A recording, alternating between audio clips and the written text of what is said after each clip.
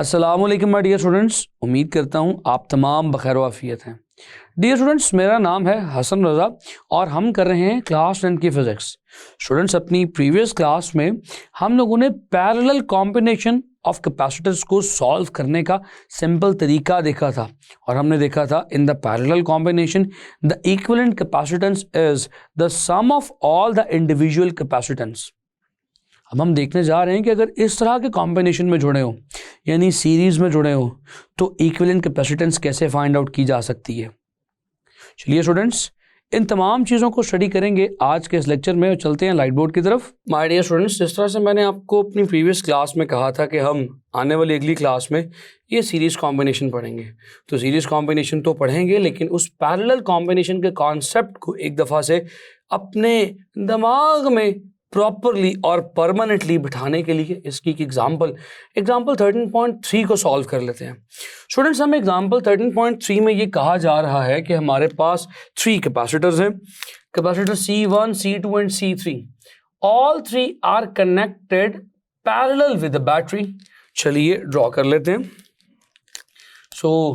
ये तीनों चूंकि पैरेलल है तो कुछ सिंपल सा सर्किट आपके सामने ड्रॉ किए देता हूँ, कुछ इस तरह से like this and are connected across the battery of 6 volts। ये बैटरी 6 volts की है। My dear students, कुछ इस तरह की असेंबली आपके सामने आ गई। स्टूडेंट्स, अब हमसे पूछा ये जा रहा है कि पहले सबसे तो ये बताएं कि total capacitance of the circuit क्या होनी चाहिए या इक्विवेलेंट कैपेसिटेंस क्या होनी चाहिए। दूसरा पूछा जा रहा है हर अलग अलग कैपेसिटर के वोल्टेजेस बताएं, वोल्टेज अक्रॉस ईच कैपेसिटर। तो V1 भी चाहिए, V2 भी चाहिए और V3 भी चाहिए। और ये भी कहा जा रहा है कि ये भी बताएं कि हर इंडिविजुअल कैपेसिटर कितना चार्ज स्टोर करेगा।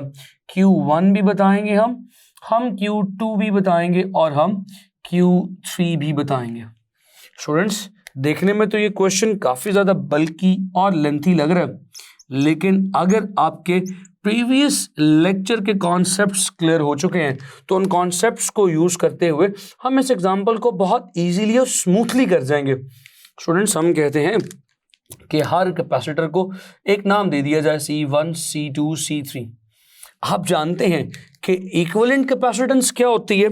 You know the equivalent capacitance of the circuit is equal to the sum of all individual, जितने भी लगे हों सबको ऐड कर दें पैरेलल में। तो कर दीजिए, क्या आ जाएगा। C1 is 3 microfarads plus C2 is 4 microfarads plus this is ये वाला C3 is 5 microfarads। My dear students, I am very sure कि आप एक पॉइंट पर थोड़ा सा कंफ्यूज हुए होंगे कि सर ने यहाँ पर इस माइक्रो को इसकी प्रीफिक्स से स्टैंडर्ड फॉर्म में क्यों कन्वर्ट नहीं किया। स्टूडेंट्स, यहाँ पर कन्वर्ट करने की ज़रूरत नहीं थी क्योंकि इक्विवेलेंट कैपेसिटेंस फिर से माइक्रोफैरड में निकल आएगी और वही मुझे चाहिए। तो सिंपली क्यों ना मैं ऐड कर दूँ, तो ये बन जाएगा equivalent capacitance of 3 + 4 7 7 + 5 is almost 12 microfarad। So my dear students, the total capacitance of this circuit is 12 microfarad। और अब आपको फाइंड आउट करना है इस सर्किट में मौजूद हर कैपेसिटर का इंडिविजुअल पोटेंशियल डिफरेंस। तो डियर स्टूडेंट्स, याद कीजिए अपने प्रीवियस लेक्चर के कॉन्सेप्ट को, the concept of parallel combination. My dear students, in the previous class I have told you कि पैरेलल कॉम्बिनेशन में वोल्टेज हमेशा सेम रहते हैं क्योंकि तमाम कैपेसिटर्स सेम साइड से बैटरी की एक सेम साइड से जुड़े हुए हैं और दूसरी तरफ भी इनकी तमाम की सेम साइड बैटरी की ऑपोजिट की दूसरी सेम साइड से जुड़ी हुई है। सो ये बात कह सकते हैं कि voltage of capacitor 1 is equal to voltage of capacitor 2 is equal to voltage of capacitor 3 is equal to the total voltage, यानी कि the voltage of the circuit remains constant या same. This is what we have said in the previous class.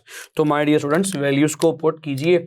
आप कह सकते हैं first capacitor के voltage second के बराबर है और सेकंड के वोल्टेज थर्ड के बराबर है, तीनों के बराबर हैं। आखिर किसके बराबर हैं? बैटरी के इक्वल 6 वोल्ट्स। तो माय डियर स्टूडेंट्स, आप वोल्टेज अक्रॉस ईच कैपेसिटर्स को फाइंड आउट कर चुके हैं। स्टूडेंट्स पैरेलल कॉम्बिनेशन में वोल्टेज तो निकाल चुके, अब आपको चार्ज भी कैलकुलेट करना है, फर्स्ट कैपेसिटर का चार्ज, सेकंड का और थर्ड का। बहुत सिंपल है, आप जानते हैं Q1 is going to B C1V। चलिए वैल्यूज पुट कर दीजिए, क्या आएगा C1 की value, first capacitor is having the capacitance of 3 into 10⁻⁻⁶ farad और इसको वोल्टेज मिल रहे हैं 6। तो dear students 3 6 are 18 into 10⁻⁻⁶ coulombs of charge, इसे 18 माइक्रो कूलम्स कह सकते हैं। तो ये मेरे पास Q1 की वैल्यू आ गई। सिंपल स्टूडेंट्स, इसी के साथ हम अब Q2 को भी फाइंड आउट कर सकते हैं। Q2 is going to be C2V, values put कर दीजिए, what you will get dear students, आप कहेंगे C2 की वैल्यू है 4 into 10⁻⁻⁶ और V इसे भी तकरीबन 6 वोल्ट से मिल रहे हैं, तो 4 6 are 24 dear students into 10⁻⁻⁶, it will become 24 micro coulombs, इसे Q2 कह देते हैं। चलिए इसे भी बॉक्स कर लें। माय डियर स्टूडेंट्स ये Q2 की वैल्यू आ गई। अब हम जल्दी से Q3 भी कैलकुलेट कर लेते हैं। So dear students Q3 is going to be C3 into V। Let's substitute the values. C3 third capacitor की वैल्यू है 5 माइक्रोफैरेड्स, 5 into 10⁻⁻⁶ और V की वैल्यू 6 है। तो डियर स्टूडेंट्स 6 के साथ मल्टीप्लाई कर देंगे, 5 6 are 30 into 10⁻⁻⁶, तो लिखा जा सकता है 30 माइक्रो कूलम्स। स्टूडेंट्स यहाँ पे एक बहुत इंपॉर्टेंट कॉन्सेप्ट जो मैं आपको क्लियर करना चाहता हूं, याद कीजिए हमने कहा था कि कैपेसिटेंस किसे कहते हैं, सेम पोटेंशियल पर चार्ज स्टोर करने की एबिलिटी को। अगर आप यहां पर इन कैपेसिटेंस को देखें तो हर एक की कैपेसिटेंस डिफरेंट है, कोई 3 माइक्रोफैरेड का है तो कोई 4 का और कोई 5 माइक्रोफैरेड्स का। स्टूडेंट्स इन सब में से सबसे हाईएस्ट कैपेसिटेंस किसकी है, इस 5 माइक्रोफैरेड वाले की। इसका मतलब ये हुआ कि किसी भी पोटेंशियल पर इसकी चार्ज स्टोर करने की एबिलिटी सबसे ज्यादा होनी चाहिए। तो देखते हैं, हमारे पास पहला कैपेसिटर सिर्फ 18 माइक्रोकूलम स्टोर कर रहा है, जबकि दूसरा कैपेसिटर 24 माइक्रोकूलम स्टोर कर रहा है, और थर्ड कैपेसिटर जिसकी कैपेसिटेंस सबसे ज्यादा है वो भी पहले दो की तरह ही 6 वोल्ट्स पर ही मौजूद है, लेकिन 6 वोल्ट्स पर रहते हुए वो 30 माइक्रोकूलम्स का चार्ज स्टोर कर सकता है। अब कॉन्सेप्ट ऑफ कैपेसिटेंस समझ में आया कि 6 वोल्ट्स ही वोल्टेज ले रहा है, लेकिन 30 सबसे ज्यादा चार्ज स्टोर करने की एबिलिटी रखता है, इसी वजह से इसकी कैपेसिटेंस 5 माइक्रोफैरेड सबसे ज्यादा। डियर स्टूडेंट्स ये कॉन्सेप्ट तो बहुत सिंपल थे। चलिए अब सीरीज कॉम्बिनेशंस ऑफ कैपेसिटर की तरफ बढ़ते हैं। सीरीज का मतलब क्या है, उर्दू में सीरीज कहते हैं एक के बाद दीगरे, एक के बाद दूसरा, आहिस्ता आहिस्ता तसलसल के साथ सारे। तो सीरीज कॉम्बिनेशन का मतलब क्या होगा my dear students, series combination का मतलब भी कुछ ऐसा ही होता है। फॉर एग्जाम्पल मेरे पास अगर एक कैपेसिटर ये हो, दूसरा इसके बाद और तीसरा इसके और बाद, स्टूडेंट्स इन तीनों कैपेसिटर्स को जोड़ा जाए तो आप देख सकते हैं ये तीनों कैपेसिटर सीरीज में जुड़े हुए हैं, एक के बाद एक, एक कतार में, एक लाइन में जुड़े हुए हैं। स्टूडेंट्स इन तीनों कैपेसिटर्स को जोड़ा गया है एक अदद बैटरी के साथ। ये रही हमारी बैटरी, बैटरी का पॉजिटिव टर्मिनल और ये बैटरी का negative terminal. My dear students यहां पर हम एक छोटा सा स्विच जोड़ देंगे सेफ्टी पर्पस के लिए। अगर आप गौर करें तो यहां पर क्या तमाम कैपेसिटर्स की सेम प्लेट बैटरी के सेम टर्मिनल के साथ जुड़ी है? सोचिए, द आंसर इज नो। देखिए अगर हम कहते हैं कि ये हमारा C1 कैपेसिटर है, ये C2 और ये C3, तो C1 कैपेसिटर की तो लेफ्ट प्लेट बैटरी के पॉजिटिव टर्मिनल से जुड़ी है, C2 की लेफ्ट प्लेट किससे जुड़ी है? माय डियर स्टूडेंट्स C2 की लेफ्ट प्लेट बैटरी के साथ तो जुड़ी ही नहीं हुई, C2 की लेफ्ट प्लेट तो C1 की राइट प्लेट से जुड़ी है। इसका मतलब ये हुआ कि यहां पर पैरेलल की तरह तमाम कैपेसिटर्स बैटरी के साथ डायरेक्टली कनेक्टेड नहीं है, इसका मतलब ये हुआ कि यहाँ पर पोटेंशियल तमाम कैपेसिटर्स पर बराबर नहीं आएगा। तो चलिए स्टूडेंट्स यहाँ पर इसी बात को अपना पहला पॉइंट बनाकर लिख देते हैं। The potential across each capacitor is not same. Potential across each capacitor is not same as that of a battery।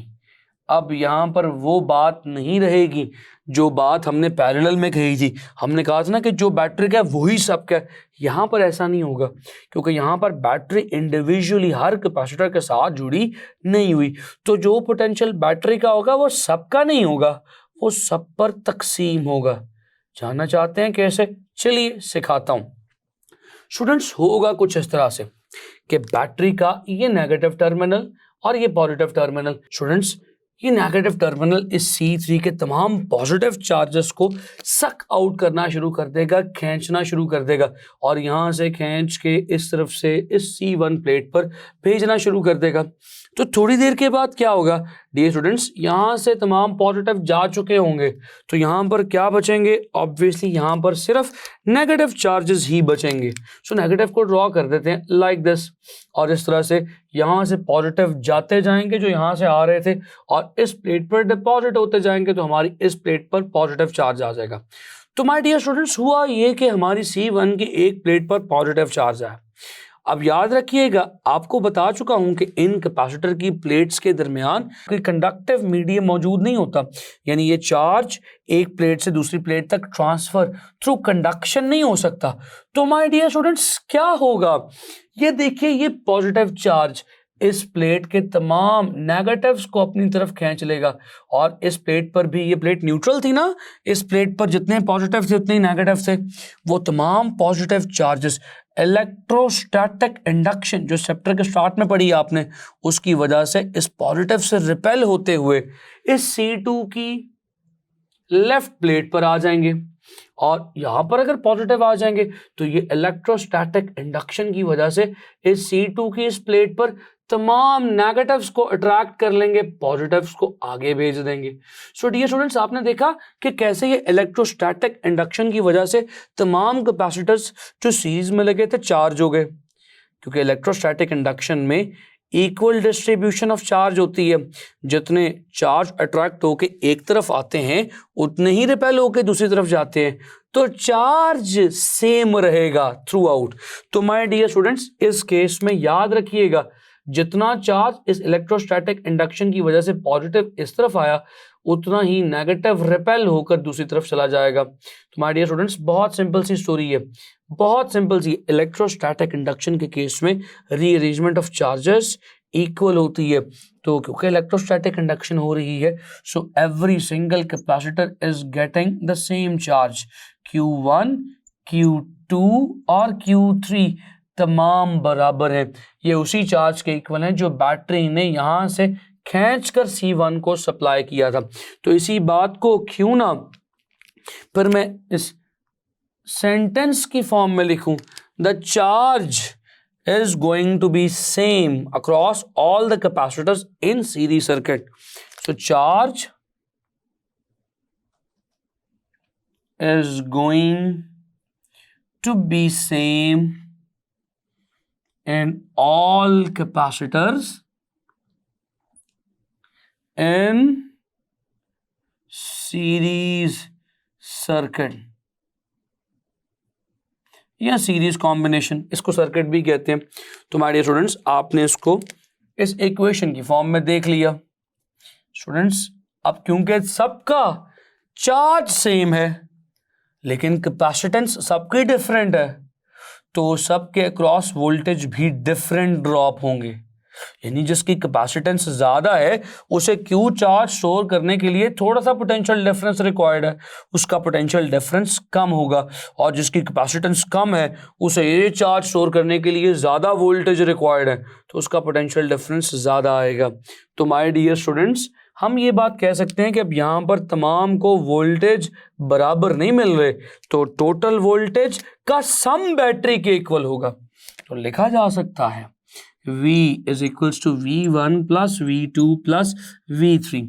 तो माय डियर स्टूडेंट्स, आप इन तमाम को अगर वैल्यूज पुट करके सॉल्व कर दें तो आपके पास इक्विवेलेंट कैपेसिटेंस आ जाएगी। कैसे? हम जानते हैं Q is equals to CV होता है, तो my dear students V is equals to Q by C होगा। तो this Q by C can be substituted at the place of this V. The total voltage of the circuit is equals to the total charge of the circuit divided by the total capacitance या equivalent capacitance।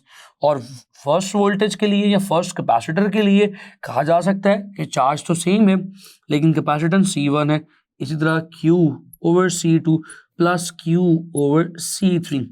My dear students, यहाँ से Q को common ले लीजिए, ये Q over C equivalent is equals to Q को common ले लेंगे 1 over C1 plus 1 over C2 plus 1 over C3 लिखा जा सकता है। डियर स्टूडेंट्स, अगर आप इसे इक्वेशन नंबर 1 कहें तो इक्वेशन नंबर 1 में जो Q मल्टीप्लाई हो रहा है उसे जाके डिवाइड किया जा सकता है। तो चलिए सॉल्व करते हैं। ये बन जाएगा Q over C equivalent multiply by 1 over Q, ये वाला Q उस तरफ आके डिवाइड हो गया, is equals to 1 over C1 plus 1 over C2 plus 1 over C3। This Q is going to be cancelled with Q and finally you will get equivalent capacitance is equals to 1 over C1 plus 1 over C2 plus 1 over C3। Dear students, this is the final formula of equivalent capacitance for the series combination. तो यहाँ पे आप देख सकते हैं कि हमने capacitance को ऐड नहीं किया, हमने पहले उनका इनवर्स लिया है और फिर ऐड किया। तो याद रखिएगा इसी वजह से जो सीरीज कॉम्बिनेशन है उसमें जो टोटल या इक्विवेलेंट कैपेसिटेंस निकलती है वो इंडिविजुअल से भी कम होती है। स्टूडेंट्स, मैं उम्मीद करता हूँ ये कॉन्सेप्ट आपको समझ आया होगा। स्टूडेंट्स, इस कॉन्सेप्ट को हम मज़ीद डिटेल में समझेंगे अपने आने वाले अगले लेक्चर, उसमें इसकी एग्जाम्पल देखेंगे और कैपेसिटेंस का फर्दर कॉन्सेप्ट क्लियर कर लेंगे। See you in the next class. अपना बेइंतहा ख्याल रखें। अल्लाह हाफ़िज़।